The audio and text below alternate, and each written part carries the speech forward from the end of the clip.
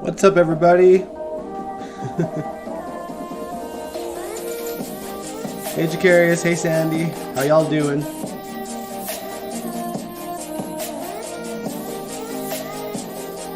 I made it. I made it.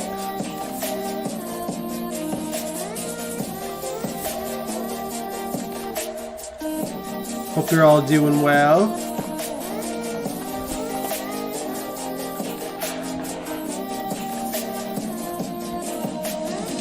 As I try to get comfortable.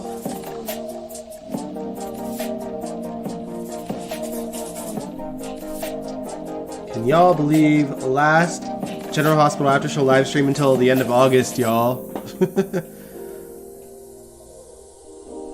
Although we do have one more GHMV Reacts live stream.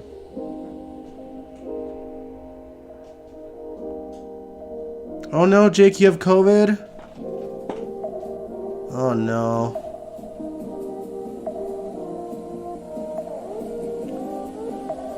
Whereabouts do you live again, Jake?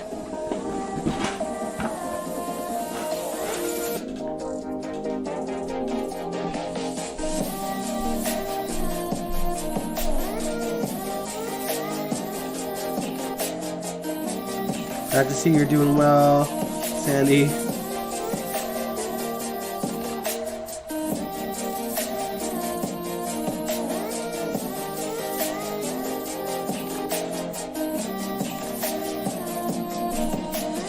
You guys can hear me okay, right?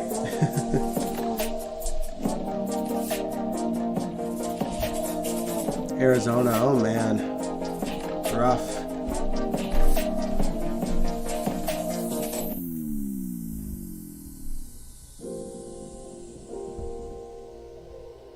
Yeah, I'm a little on edge because I'm traveling Thursday. Yeah, that's right. Laura Wright does have COVID too. It seems to be running rampant in LA right now, actually. A lot of people that I know of, that I follow on Instagram and stuff, have it from over there.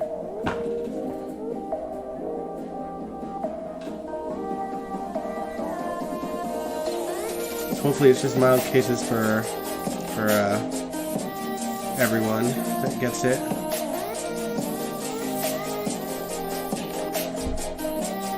Yeah, it won't end, sadly.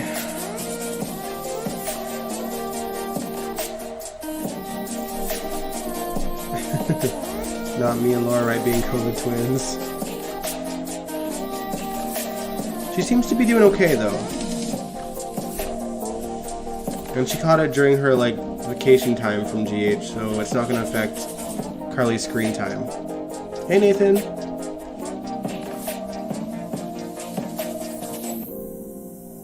I mean, to be fair, though, we could have a break from Carly. Just a little one. And I wouldn't hate it.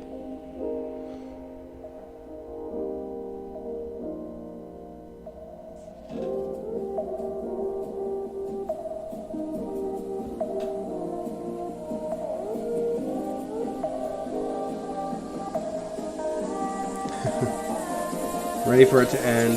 I don't think it's going to, Jacarius. It's going to continue to morph and stuff, and we just got to learn to live with it, sadly.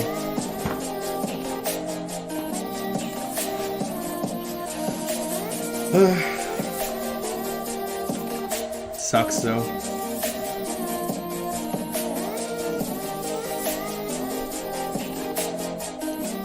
How was everybody's weekends, though? COVID aside, Jake.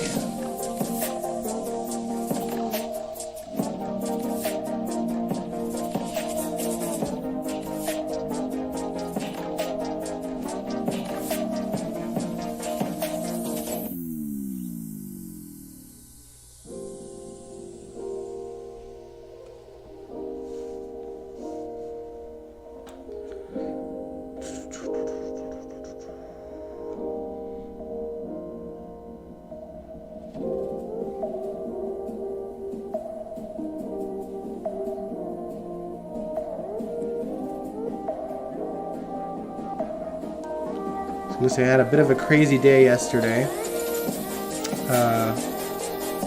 Went to a place called the Starlight Room here in Edmonton, and I met Shane, told from Silverstein, which was so wild.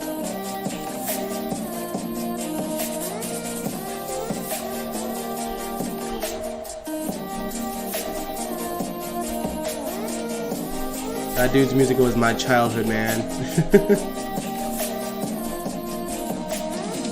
Resting for the most part. Symptoms are mild. Glad the symptoms are mild.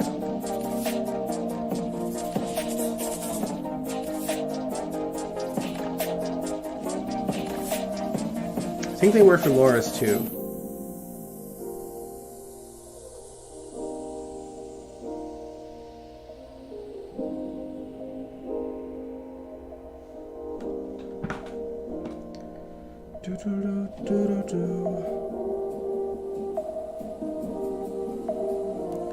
Y'all stoked to talk about GH?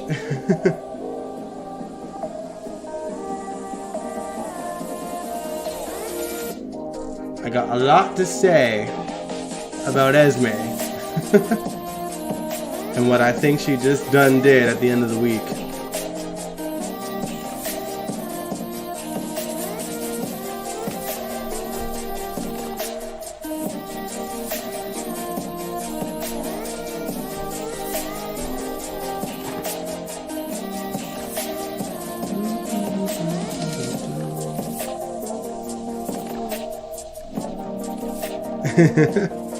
Esme child, yeah.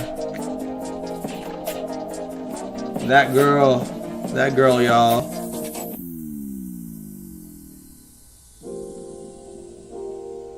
But yeah. Ready, let's go. She just won't stop. Y'all are ready to talk about it already? Okay. Yeah, the way I wrote my notes, I'm like, Esme's obviously going to be the first up. We go and talk about Esme first. We ain't saving that shit for last. So if y'all are ready to begin, we can begin.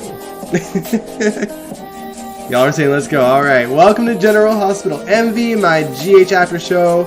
It's the last one till the end of August, and I won't really be able to watch GH while I'm gone, so y'all will have to catch me up when I get back. I don't know what the Wi-Fi situation is going to be like in Montreal either. If it's decent, like I can't watch the show obviously, but I might check in with y'all if I can. Tired of the news interrupting. Yeah, me too. The show is so far behind now.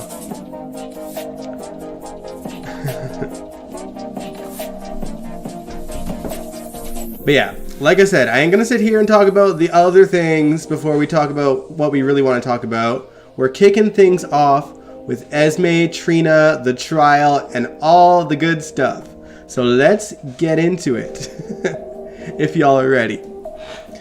Oh man. So this week started off with Spencer setting his plan in motion and telling Esme that he found her birth mother with Victor's help, which we all know is a lie, but she seemed to buy it. Though she was curious if he had also found her biological father, nervous at the thought of Spencer knowing that her father was Ryan Chamberlain, of course, which, of course, he doesn't know. Basically, Spencer shows her the DNA test, which of course doesn't have any of the names on it, and then he lowers the boom, telling her that he'll give her the names in exchange for Trina's freedom. And Esme does her best to double down on Trina being the culprit, but Spencer just chips away at everything, and I gotta say, I was actually impressed with how Spencer kind of followed through with that, because, you know, making Esme scared is not an easy thing to do. Oh man, so yeah, like basically she says we weren't at the cabin when they were being filmed, and Spencer recalled that there was a long period of time where she was the only one that wasn't in the living room with them. I think that he was referring to when she got the drinks, but we know that that wasn't the time that she actually did it. It was kind of just before she left, but it's still, you know, it's a cause for reasonable doubt, you know, in Trina's favor. Sandy, you said, why did everyone wait till the last minute to do something to help Trina? Right? Like, she's already on trial, y'all, and this is, like, everything's just coming. If they had just communicated weeks ago, they probably could have avoided the trial altogether. We'll get to the trial in a bit, but let's continue talking about, you know, Spencer's conversation with Esme. So Esme then asked Spencer if she was supposed to be psychic, because how could she predict Trina getting drunk and you know, passing out? And that's when it clicked with Spencer. He put 2 and 2 together. He was like, oh, the medication. She spiked Trina's drink. He called her psycho because Britt had stated that the pills, when mixed with alcohol, could be fatal if the doses were slightly off. And Esme knows Spencer had her, and he asks her what's more important to her, framing Trina or finding her mother. To which she replied, don't be so sure, I'll choose finding my mother over hurting you the way that you hurt me, because, you know, Esme loves playing the victim. That's how she do. Oh, man. But yeah, Esme, like, I gotta admit, I enjoyed seeing her look shook. The second that she stormed out of the room in Windermere, and she just kind of like, kind of leaned down and was like, shit. Like, man, yeah, you could tell Esme was shaking in her boots.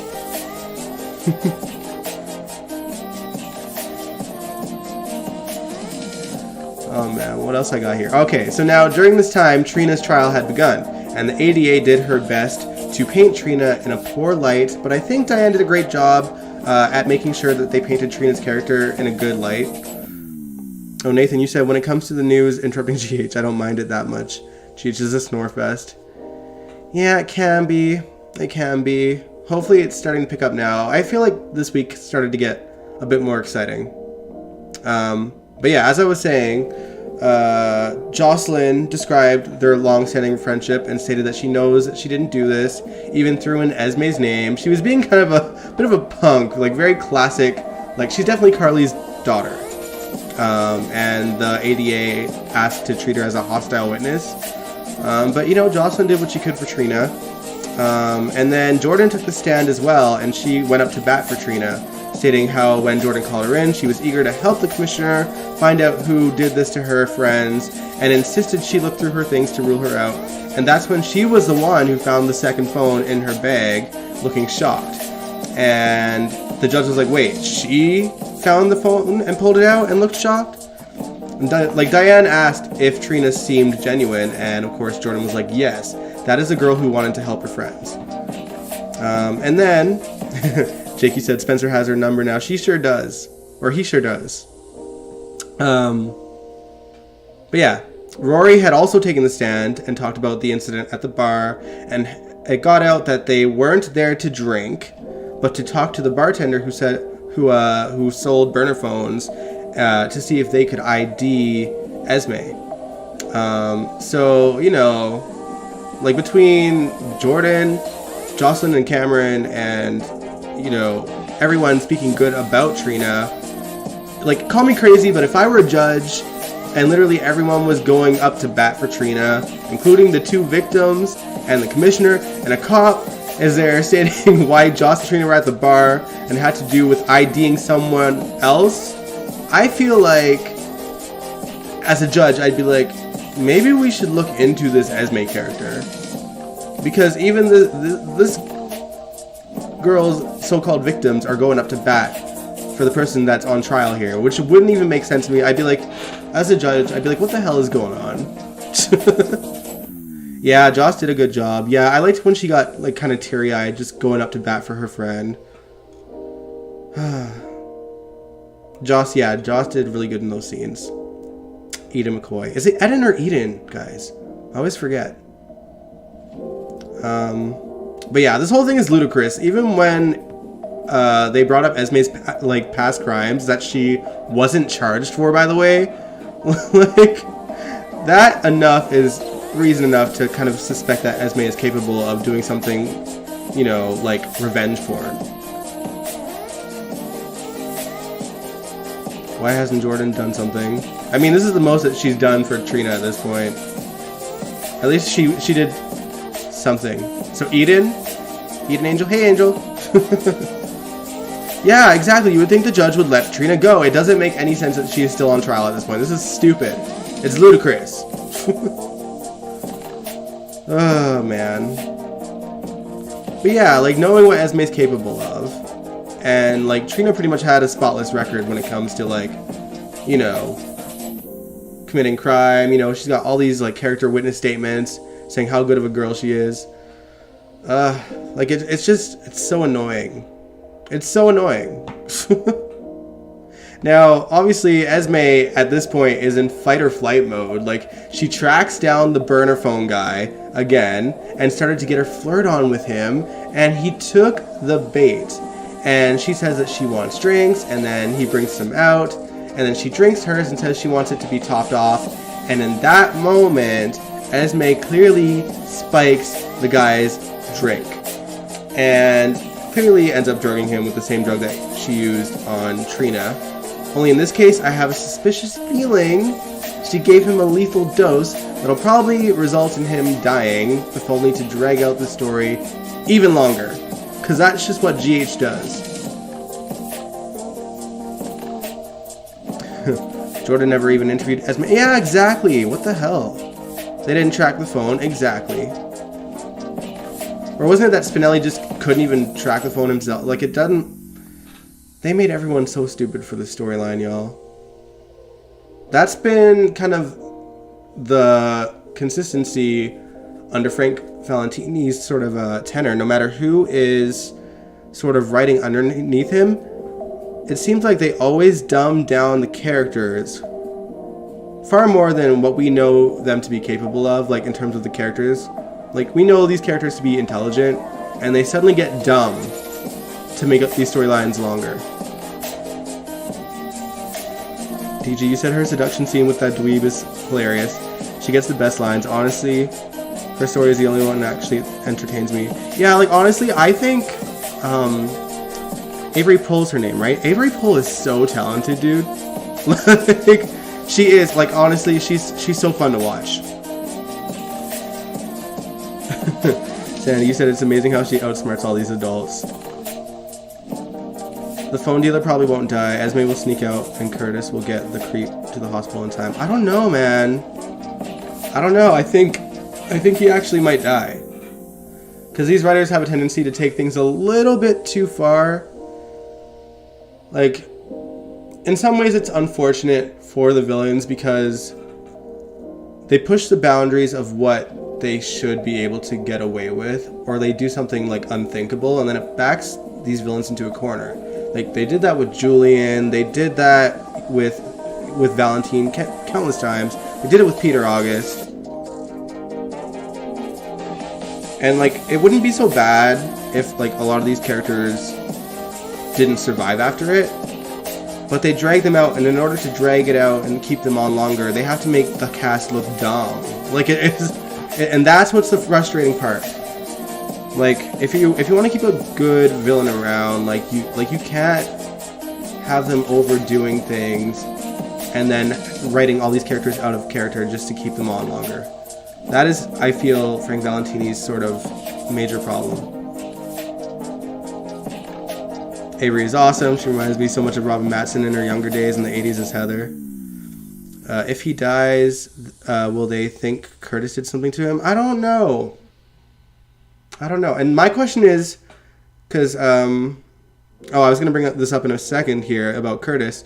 So while that was happening, Selena met up with Curtis and offered to help him track down this bartender guy.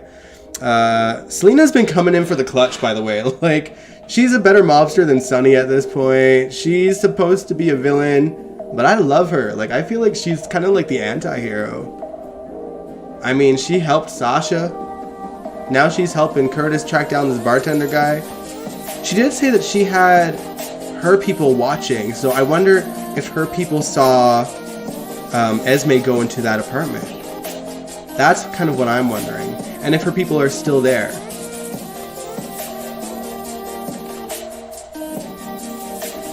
But yeah, I don't know if anyone will think that Curtis did something to him, because they know that Curtis is trying to seek answers. So... And, you know, Curtis has history as a PI. He's not stupid. But, you know, like you said, Jake, they all want to play stupid. Yeah, it's hard because it sucks that you have to kind of take your way out of a story and then you just start thinking of the way that the writers tend to write the stories. Because then you're expecting people to be dumb because the writers make the characters dumb whenever they're close to solving something or getting somewhere. Selena, or Sandy, you love Selena too. Lydia Luck, who plays Selena, reminds me so much of Eartha Kitt. She has a great screen presence. She really does. When Maurice finally retires, Selena should take Sonny out and take over his territory. Yeah, honestly, like, if Maurice does want to retire, I'm totally down for Selena being, like, the new sort of head mobster on the show. My thing is, like, I wonder... Do we know what Selena's mob thing is? Like, we never really knew Sonny's. I think Contraband was, like, kind of established. But he always says, like, I don't deal with guns, I don't deal with drugs. So, like, what else does Sonny do besides contraband? Sandy, you said when Portia's secret comes out, maybe Curtis and Selena could get together. Oh my goodness. I don't know. I don't know about that. I like their sort of understanding with each other. But Selena's voice does sound like Eartha Kitt. Yeah, it really does. Selena has been the best female mobster since Olivia Jerome. You know what though? I liked Faith Roscoe. Faith was badass. Claudia was pretty badass too, but they again wrote her into a corner. Selena could take Sonny's territory now. I mean, honestly, she could. She could. Cause I feel like, I don't know. I don't know how much story Maurice gets to dictate with his own character, but I have a feeling that he's kind of over the mobster stuff, you know what I mean? Like, he wants to do new things. And that's why he was so stoked on the Nixon Falls stuff. As much as we didn't enjoy it as an audience, he clearly enjoyed it as an actor. So I think anytime that they can get him to do new things is exciting for Maurice.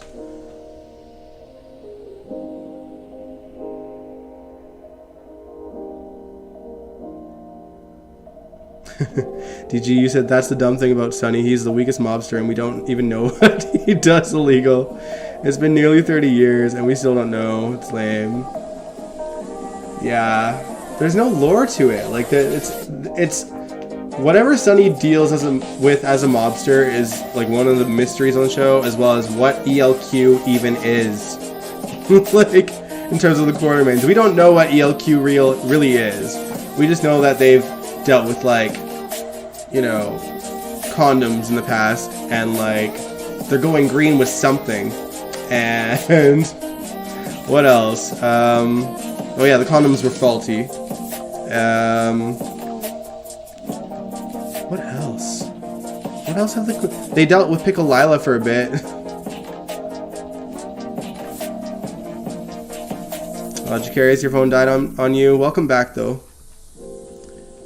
Sonny is so far up Nina's butt, he won't know what happened. True. Yeah, he won't even notice if his territory is taken over. I think Maurice just doesn't like going dark for Sonny because of his bipolar disorder. Hey Julie, you made it. Welcome. Yeah, exactly. That's all we know about ALQ. Hey Leopardess. Hey T-Cherie. Who's a better mobster, Selena Wu or Ava Jerome? Selena Wu, come on. I mean, Ava had potential to be badass for sure. Like, you know, she could get things done. But Selena does it with, like, I don't know. She's just so calm, cool, and collected all the time. You know what I mean? Ava, she can be emotionally charged. So it's like, I feel like Ava, whenever she was allowed to do sort of mobster-esque things, she would let her emotions get in the way. And don't get me wrong, I love seeing Ava kind of... Oh, my dog's barking. He probably sees another dog. Sorry, y'all.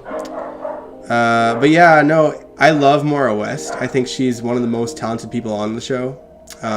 But Selena is a much better mobster just because she is so calm, cool, and collective.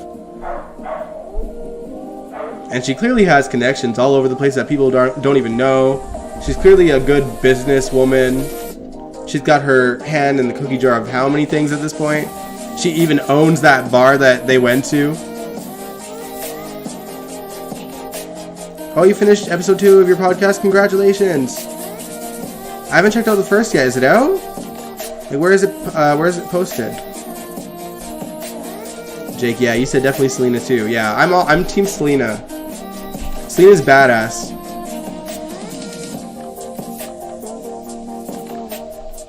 Yeah, we were talking about it. Laura Wright does have COVID, but she's in good spirits. Clearly, she has mild symptoms because she's doing all right. So, Selena Wu and Faith Roscoe. Yeah, Faith Roscoe was badass. Selena just has to give that look. Yeah, she has that if looks could kill vibe, man. Yeah, Selena can scare you with silence, so.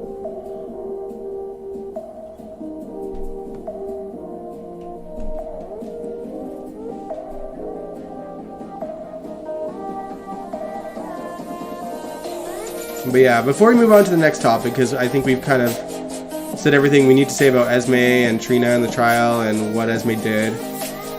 Do y'all think Esme will escape that room before Curtis gets in there, or will she be caught by Curtis? And do y'all think that the phone burner guy is dead or alive?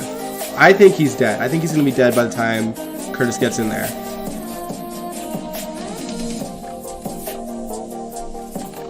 Isaiah, you're so sick of Esme. She's become the next GH cartoon villain. What about Helena Cassadine or Selena Wu? See, I mean, Helena isn't a mobster, so she's in a category of her own. And like, let's face it, whether it's Constance Towers or Elizabeth Taylor, Helena is the legendary villain. There is no disputing it. No other villain, male or female, tops Helena because Helena is Helena. She is the ultimate. Sandy, you said Esme always gets away. Yeah. Though again, I liked seeing that Spencer had her shook. He has her on her toes, and she's getting desperate. That's why I honestly think that she killed the phone burner guy. Yeah, exactly. Helena isn't the mob. She's uncomparable. Hey, Laura. Knowing GH story won't go anywhere for months. Hate to say it. Yeah, that's the reality of it. Like, the reason why I'm so convinced that that phone burner guy is dead is because that means that their lead is gone. And we know that the writers clearly want to, you know, prolong Esme's sort of tenor as long as possible. We missed so many days last week. I don't know what I missed. Did we miss 1 or 2 days last week? I feel like it was just 1. Maybe it was 2. I think I got Friday's episode before y'all got it. Like, from one of the skip days on GH. Trina deserves better friends, better love interest, better everything. Preach it, girl. Esme is crazy. They're going to find that drug was the one Esme gave Trina. But they still need to prove that Trina was given a drug and it's long out of her system, which is, you know, that's kind of the bummer of the situation. There is no proof that Trina was given that drug.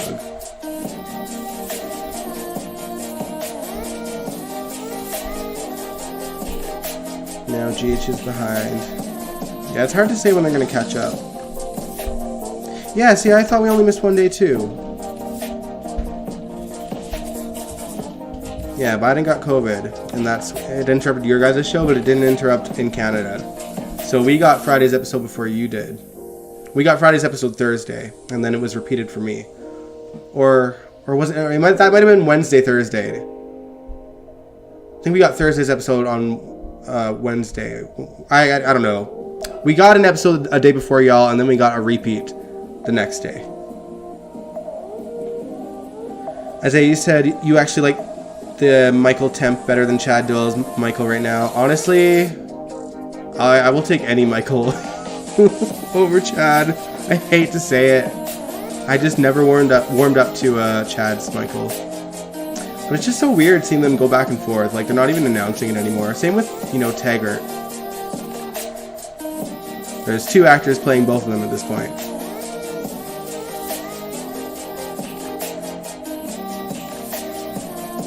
Had no idea the president has COVID. I work too much and don't do cable, just Hulu. I mean, it seems mild because he addressed the country and seemed normal for Biden. Mild symptoms, just like Laura Wright. And just like our poor Jake. Missed 2.5 days. Alright.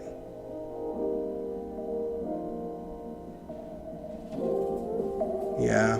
I will say that one of the episodes seemed pretty filler. We'll talk about that one in a little bit. But let's move on from Esme. We'll talk about Michael and Willow since we're kind of talking about him already. Michael is still acting like a little bitch. And I'm just quoting Jason, okay? I'm not the first one to call it. It's just the reality of what Michael is right now. Basically, Michael goes to Volanino's gym, the one owned by Sunny, to look for Dante to tell him that he and Willow are expecting. But he's just so glad that Sunny happens to be at his own gym, so he can tell him, you will not be a part of the baby's life, you are not his grandfather, blah blah blah. Like, bro, even Dante called you out. Like, everyone can see through you. But he couldn't go home, though, because he and Willow had a meeting of their own with the OBGYN, Britt Westbourne. But before he got there, though, TJ pulled Willow into another room to remind her that other tests were ran, and she seems to be sick. More tests need to be ran to determine what exactly is going on with her. But she's, of course, terrified. But she chooses to hide this from Michael during their appointment, where they get to hear the baby's heartbeat for the first time. Willow's gonna have leukemia, I heard. I mean, it's definitely a possibility because it has to do with, what was it, white blood count being high or something like that. And that's kind of a symptom of leukemia. But we know whatever's going on with Willow, it's going to have to come down to she'll need a transplant from a family member, and that's how it's gonna get the ball rolling for Nina to be found out to be her mom. Robbie said I look like Dave Navarro in this ad. I don't know if that's a good thing, but thank you, I think. Oh, man. But yeah, not gonna lie, there's a part of me that doesn't want this baby to be born, only because I'm tired of Milo and I'm tired of babies. All they do, and all they've done for the last few years, is talk about their baby Wiley. And now there's another one, all they talk about is babies. There's nothing between them that doesn't involve a baby.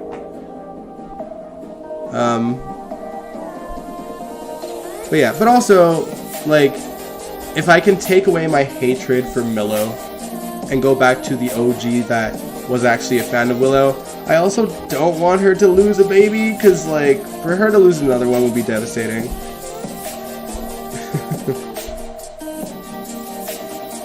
It was fortunate TJ remembered Willow had a fainting spell months before her pregnancy. Exactly. But even Willow pointed that out, though, when he announced that she was pregnant. Because Willow was like, well, I fainted before. I hate the storyline with Willow and Nina. Yeah. But yeah, while I don't want Milo to have a baby, I don't want Willow to lose a baby. Girl should have... Okay, honestly, in my opinion, I don't think that she should have even adopted Wiley at all. It just seems I don't know, it just seems unhealthy. It seemed like an unhealthy choice to sort of, put her grief aside for losing Jonah. And then, just going all in for Wiley. A baby that she thought was hers but no longer was hers. I feel like she should have created some distance between her and Wiley until she grieved properly for Jonah. Because I don't think that she really did.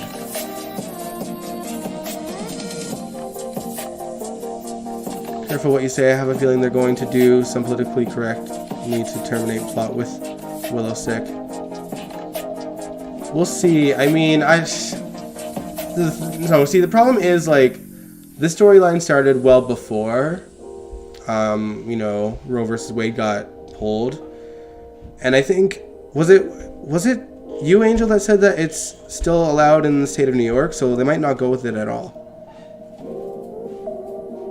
Because we were talking about this the other week, I think.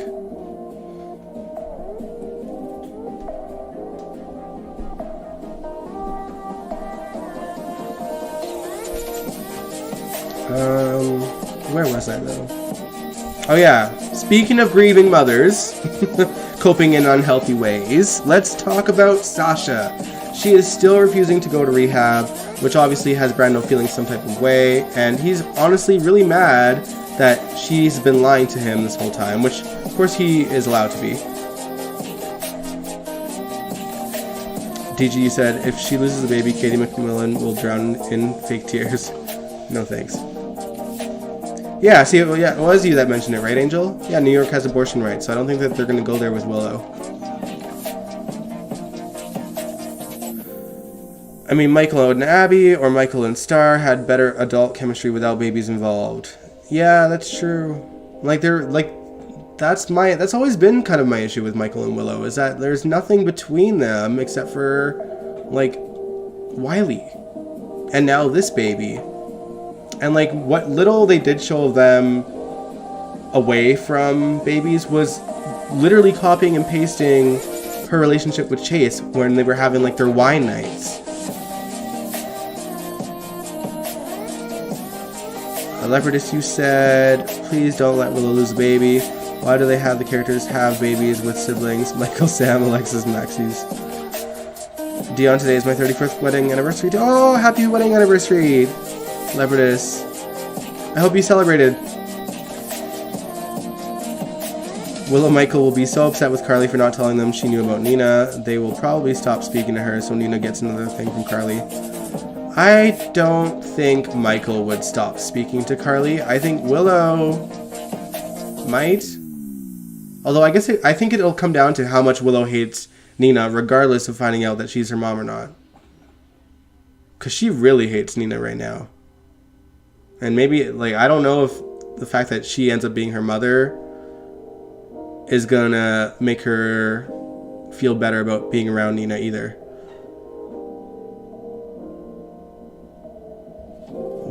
You wish that Wiley would be called Jonah like Michael and Nell planned. I hate the name Wiley. That's fair. At least call him William.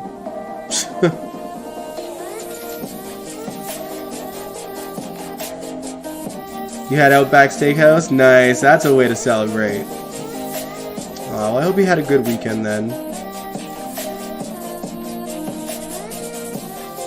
But yeah, as for Sasha, Brando now knows the whole story on how she even got the last drugs that she had from that paparazzo guy, and Sonny offers to help track down that scuzzy paparazzo who provided her with the drugs that caused her to hallucinate on live TV so he could have a word with her. Or with him, and he gets Dex to track him down, and he does, and I'm sure we'll see the confrontation on Monday's episode. Sasha may have said no to rehab, but at least she agrees, thanks to Nina, that she needs to talk to someone about the grief so that she can work through it in a healthy way, which is better than nothing, I suppose. So thanks, Nina. Like, Nina's still an awful human being. She found out Willow was pregnant this week as well, and she was just like, great, another thing, or another win for Carly. Like, my goodness. Nina. Wiley sounds southern. Yeah. What can you do, though? I get them keeping the name, though, because, like, you know, even though he was young, it was the name he was called by. Just kind of like how Maxie kept her baby's name. Nina should adopt Sasha. I mean, she might as well.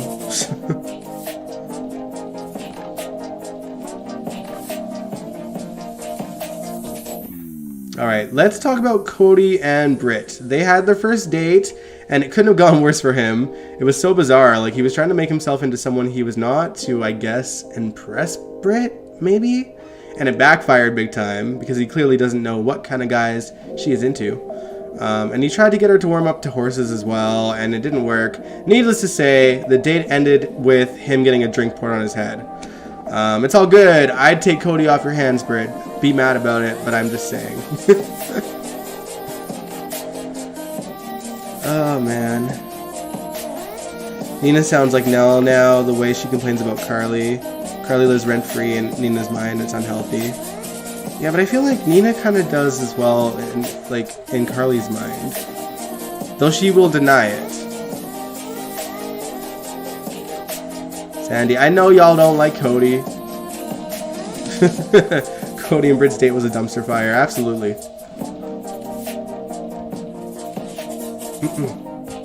I mean, we all know that the only reason why they matched on the dating app is because Cody blackmailed Spinelli into making it happen, all because he knew that Spinelli was the creator behind society setups, which I guess was the only big secret that we all knew from the start. Like, I really, truly... They built it up to be so much more than that, and it's just that. And I, like... What a letdown. Brody do have chemistry? Yeah, I think they have chemistry for sure. I don't think everyone feels that way, but I think that they do. But I also feel like Britt would have chemistry with a lot of people, just because Kelly is such a great actress.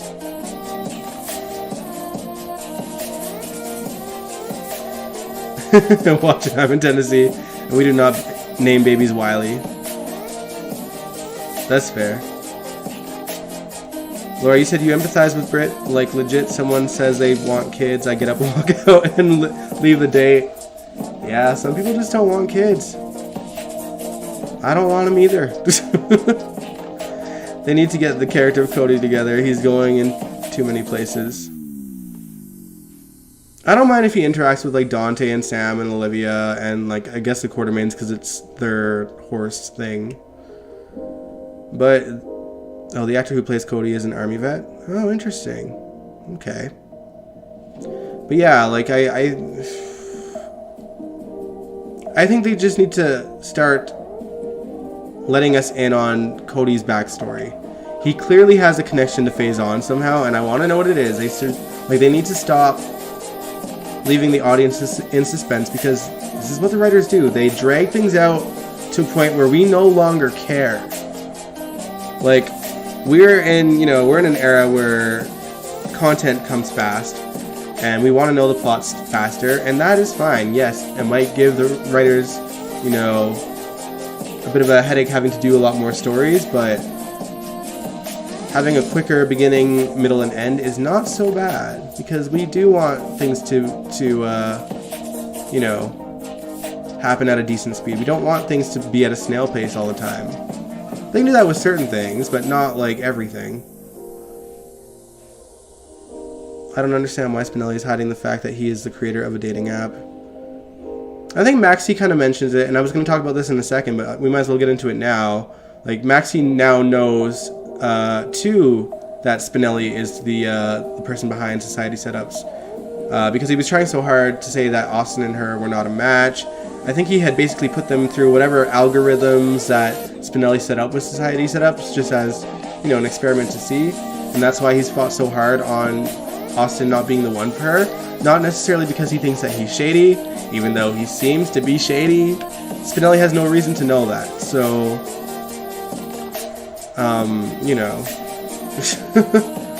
that is the only reason why. And I love that Maxie did say that if she was single, she would trust him with her heart. And I think that says it all. I think that Maxie and Spinelli need to get back together. Because, even like in those scenes in the Haunted Star this week, like, I saw glimpses of the old Maxie with her conversations with Spinelli, and I miss that part of Maxie. And he brings it out in her, which is kind of nice. Why do the writers treat us like we have amnesia? For real, though. Yeah.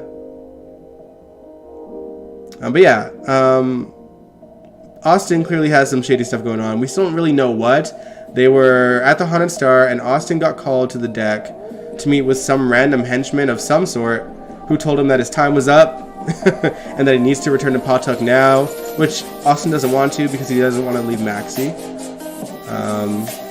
Roger and Kirsten look awkward together. Yeah, they really do. But yeah, I guess we'll find out more soon. Not very soon, judging by how slowly these stories are going, as I've been saying. And, you know, if they drag this out as long as everything else that they drag out, then I'm no longer going to be interested in what Austin is up to. Either tell us or no. But by the way, speaking of the Haunted Star, did I forget that Mac and Felicia own it? Like, I don't know, like, is this a plot that actually happened, or is this just an all of a sudden Mac and Felicia are the owners of the Haunted Star? Because I'm drawing a blank if that's the case. But also, on a like kind of sad note, we got our first glimpse of Christina Wagner not being on the show because they said that Felicia was under the weather, and I'm assuming that it has to do with her real life situation with losing her son. So I'm imagining we won't see Felicia for a while. Oh man. Although I think that they could possibly recast her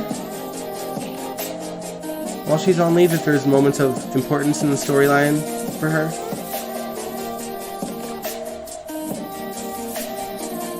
I think that just happened.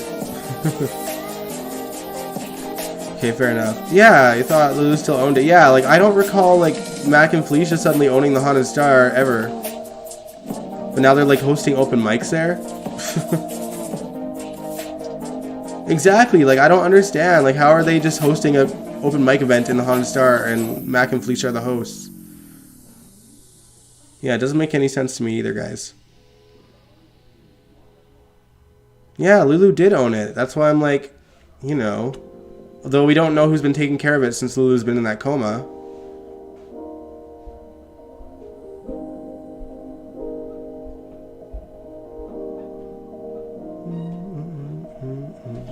But yeah, as I was saying, there was an open mic night, and we got to see Epiphany sing during the open mic, egged on by Marshall, of course, which I really enjoyed it. I think that was a great number.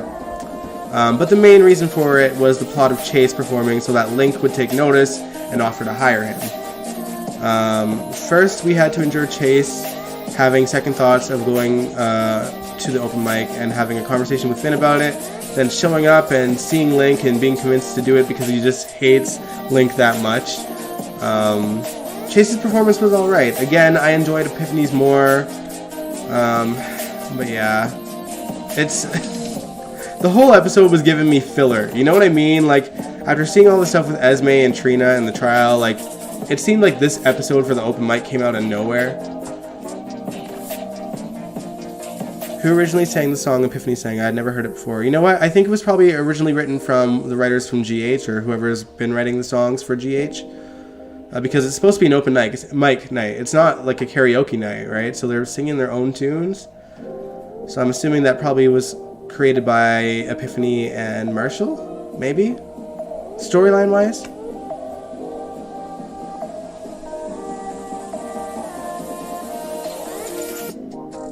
An episode aired twice. I was kind of confused. Yeah, like that's what I'm saying. Like I think a lot of people didn't get that particular episode, and so they got it a day later. Why are they not rebuilding the floating rib? Probably, I would imagine that they probably tore down the set and just used it for a different set by now. I don't really need the floating rib back anyway. But it did seem weird that they actually had rebuilt it, right? And then they blew it up again. That was the nurse's ball filler. Epiphany may have written it. Yeah, I think so. If it's open mic, they're usually doing their own tunes for that, I think.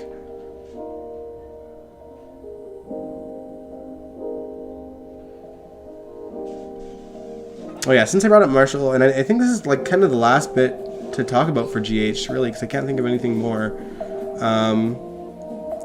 Portia had a bit of a heart-to-heart with Marshall about Trina's mental state if she loses the trial. Obviously, Portia is worried that Marshall's schizophrenia could be passed on to Trina.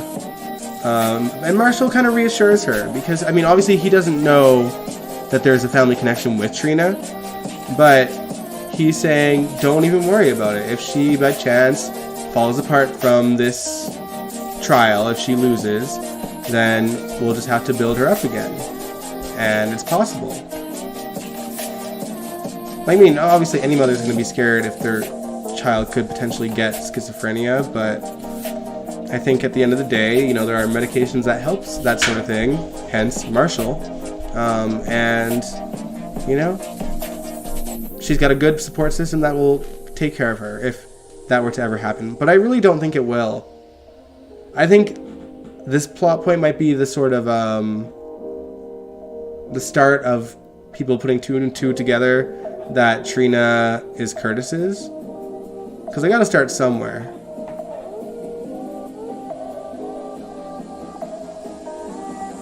Oh, you said, I thought the floating rib was going to have apartments in its place brought to us by ELQ. They had a sign when Carly and Jason were... Oh, that's right. They did have a sign up there. Well. Oh, well. But honestly, I like the, like, sort of, the hangout places that we do have now. Because we have the Savoy now. Which I think is a great looking set. And there's, of course, the Port Charles Grill. The new sort of outdoor dining Metro Court situation, whatever that is. And the pool, of course, for the summer. Portia just needs to tell the truth. If Curtis finds out before... I mean, no, I think Curtis is going to be mad no matter what. But if Curtis has to find out from someone else, he's going to be super pissed at Portia. He will get that nice house when Curtis breaks up. I think Curtis, well, I mean, knowing Curtis, he'll be the gentleman in the situation and leave. And go to, like, his old apartment or just sleep in the Savoy. Because he has a backup place anyway. Yeah, Portia does need to tell the truth.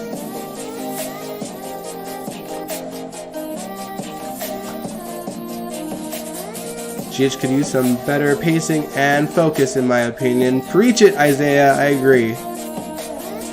Curtis and Jordan is still married, though. Yeah, that's true. That's another plot that they kind of swept under the rug for now. If they break up, the house should go to Trina. Damn right. Trina will deserve it after this. Good lord. Sam's bedroom is new. I hope the rest of the penthouse is. It's so funny, like, we haven't seen the penthouse in a while, but also, I feel like Jason and, like, whether it's Jason and Sam, or Sam living there on her own, or Jason, their bedroom always changes no matter what. That bedroom is never the same.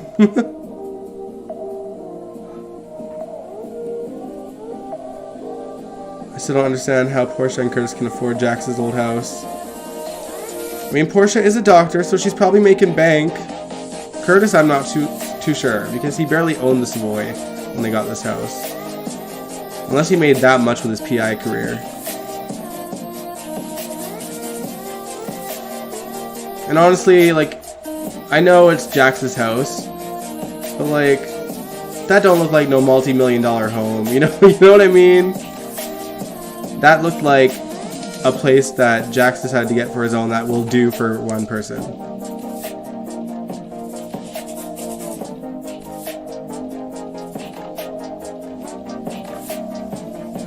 GH doesn't have any love in the afternoon. Yeah, they really don't. There's not a single couple that I'm, like, super into right now. Cody and Britt, like, kinda. But we know that that's gonna be a push and pull thing. Like, I would like Brooklyn and Chase too if they would just let them be a couple.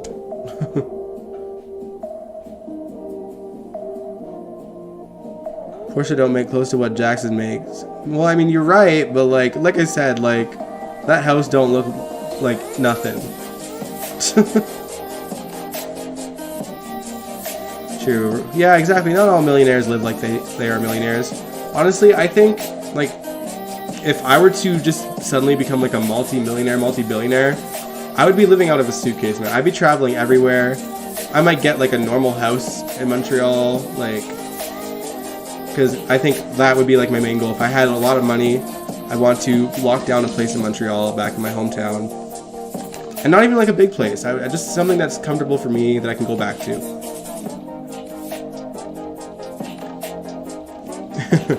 Love in the Afternoon was Michael and Willow. Poor us. Ay ay ay.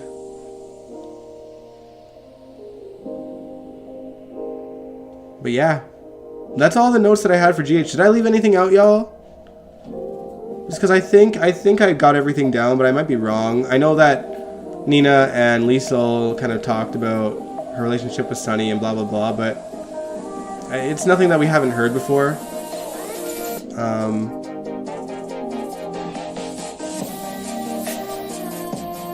Or you said if you had money, you'd have a bunch of little cabins all over the place, so I could go hide in the wilderness all over the world. Yeah, I'd live out of a suitcase for sure. I want to travel all over the world. I don't think I'd need a place of my own in every single part. Although, like, I suppose if I fall in love with a place, I might consider getting a little place. But for the most part, like, I'd be content being in a hotel, because I would spend all my trips kind of seeing...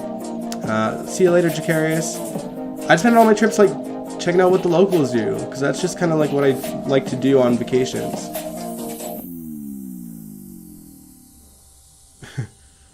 It took them 1.5 years when they reunited JSAM. Yeah. Are you surprised I have slow burners? No, I'm not. That's what I'm saying. Like, GH's pacing sucks. Christina is coming back. That's true. We'll see if it's for more than 1 or 2 episodes like usual, though. You hate how they're writing Nicholas right now? Yeah. That dude is acting like such an idiot.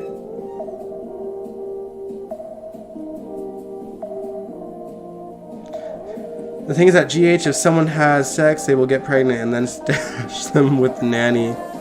Exactly. Are we talking hunting cabin, straight up in the woods, got no problem with an outhouse, I miss the wilderness. I do love nature. I don't love mosquitoes. I love nature more if there weren't mosquitoes. I hate getting bitten. Although I haven't had too many mosquito bites this year so far. Though they are out there. I went to Drumheller and they were all over the place. Just the other weekend. That show $1 Million Lottery winner. Their slow burners are boring now. Yeah, GH, it's like they say slow burn, but they just forgot to turn on the oven. Like, it's just... There's slow burn and then there's going nowhere. And nothing's getting cooked. Everyone is still raw.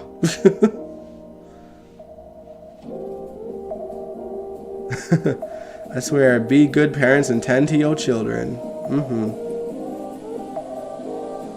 I don't even care about BLQ and Chase anymore. Yeah, because they're not even like doing like... They're all about getting one on Link, you know? But they can do that as a couple. They could make them a couple and also do that. It doesn't have to be, you know, exclusively apart from each other. But they're just not doing it.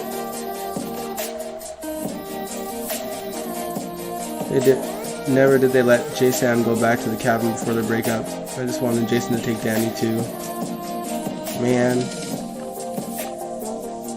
All My Children reboot is getting closer, called Children of Pine Valley. Interesting. Forgot to turn the oven on. Yeah, they did though. Nothing's slow burning. It's all at a standstill. They're gonna do another baby switch with Sasha, I bet. She's gonna have a breakdown and steal it, baby. Ugh. Sorry guys, my allergies are bothering me. Yeah, honestly, if they don't get Sasha to deal with her, bless me. Sorry guys. If they don't get Trina, or if they don't get Sasha to deal with her grief properly, then I could see her totally having a breakdown.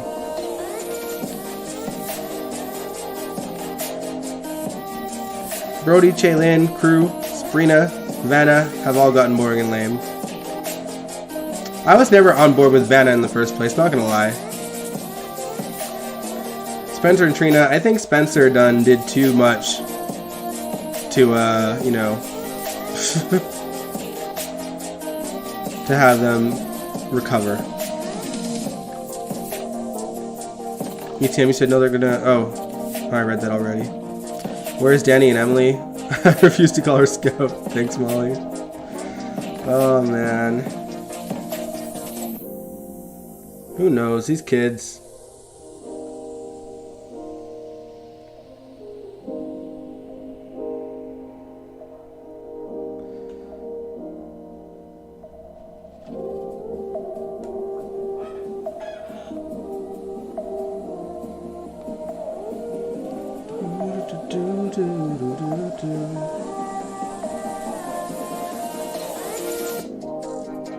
She just could use a new head writer right now. They just need a team of people that just like, I don't know.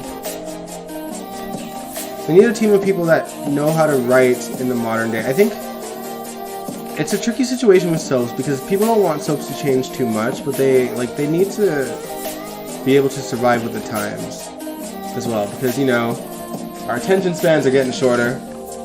So slow burn is not the answer.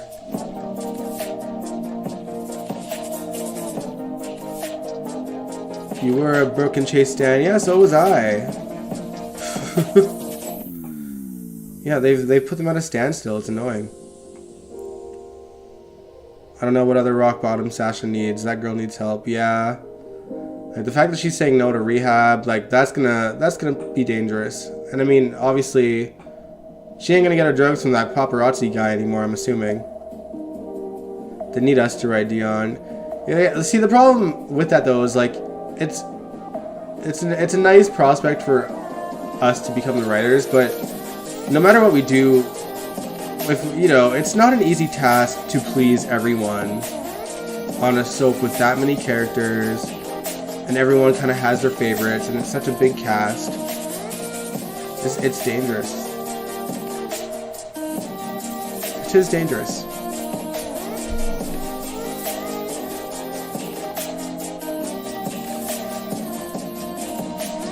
Can't do too much modern with conservative fans freaking out. Yeah, it's true.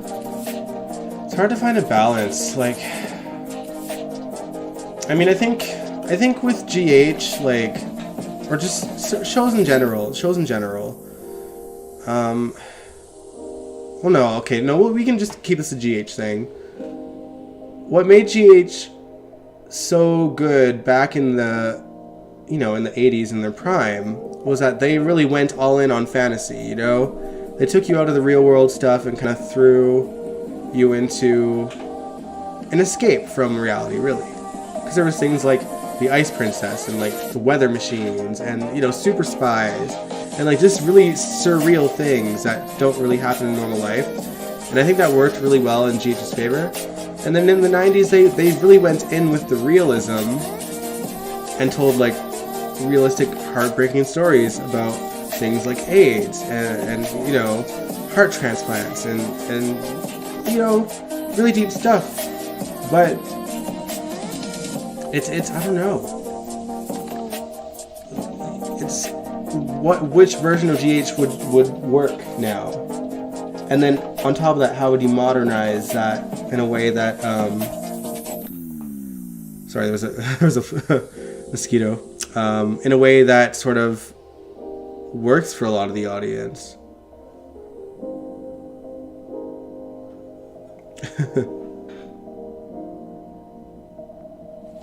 They kill the chemistry of all the couples that I like with Nicholas and Ava are boring as F now, and Chase and Brooklyn should have had some heat by now. Yeah, you right.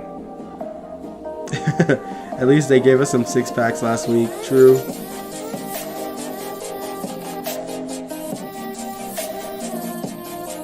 The networks need to hire new writers who are modern, but ones that also understand soap operas. And see, that's hard to find because, you know, the audience of soaps is squandered. So there's not a whole lot of like young blood that have an appreciation for like GH and happens to be a writer and would be willing to take on such a big project, you know? Just don't bring back the alien story. Yeah, we don't talk about Casey the alien. That was a weird year. That was a Gloria Monty thing too, was it not? What would I do if I could write Oh, if I could write GH or to GH? If I could write GH, I honestly don't know. Like, I want to say, like, I'd like to bring the adventure back and Love in the Afternoon and, like, fun summer storylines that are just, 2 months long and it's just, has a quick beginning, middle, and end. Just because that's what made GH fun, and that's what I enjoyed about GH. Watching all the classic episodes that I watched on YouTube, it's so fun.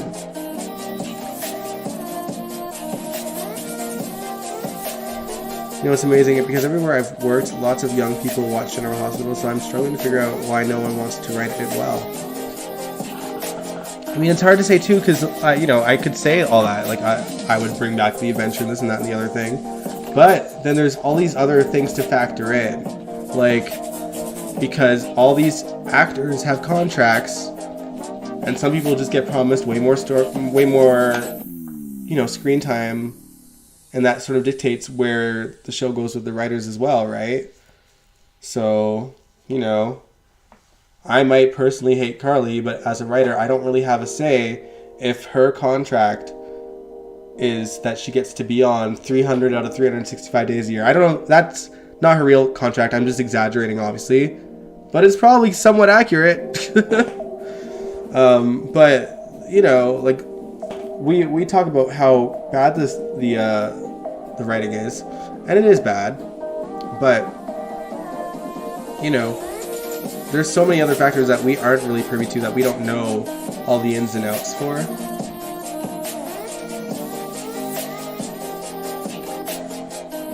We kill off half the new characters, then bring back some of the actors who play those new characters as legacy characters.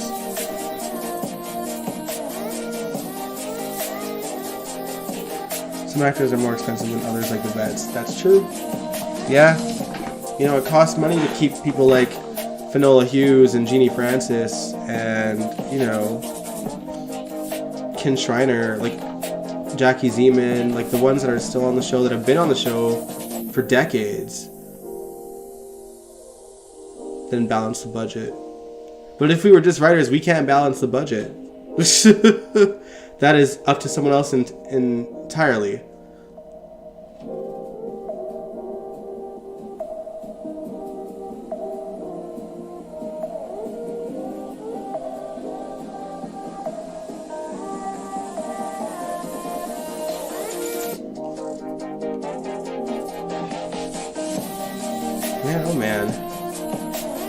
Well, guys, I suppose I should end this live stream soon. It's the last one, you guys. It's the last General Hospital after show until the end of August. But there is there's still Wednesday's GHMV Reacts, which is literally the day before my trip.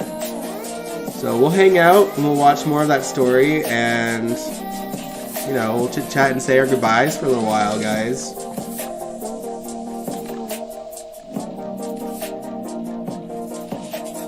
Be an executive producer too. Duo double whammy. Oh my god, imagine how, we wouldn't have lives if we had to be both.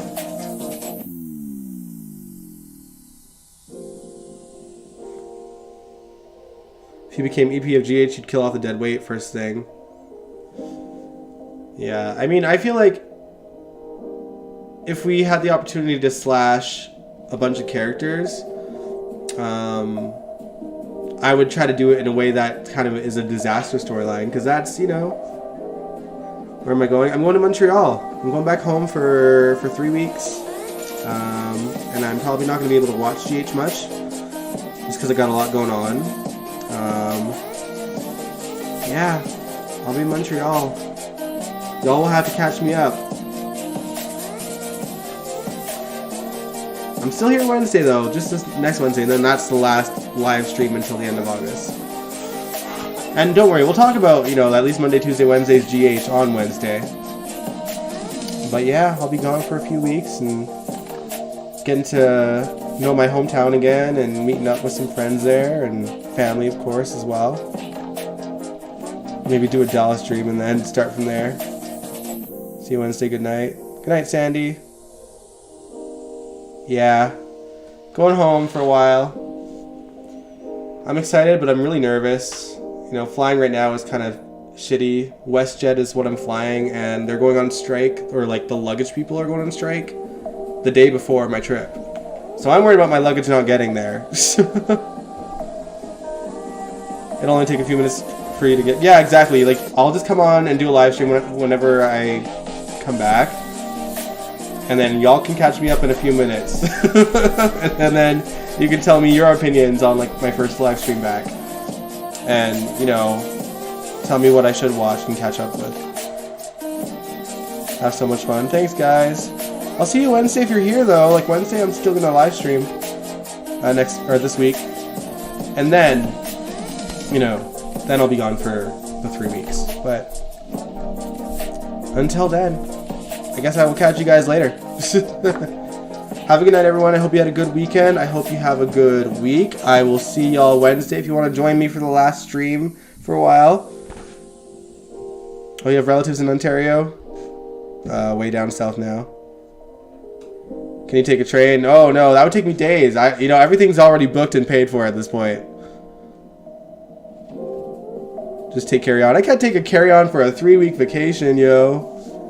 Taxes in Quebec are insane. Like, Quebec is just, you know, compared to Alberta, the taxes are insane over there. I can't shop over there. I spent so much on this trip already just to get there and have hotels and stuff.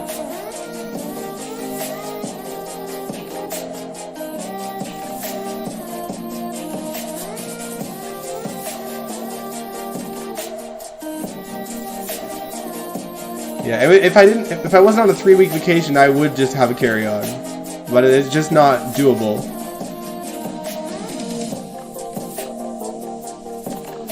All right, guys, but see you Wednesday, everybody. I hope you had a good time and watching this.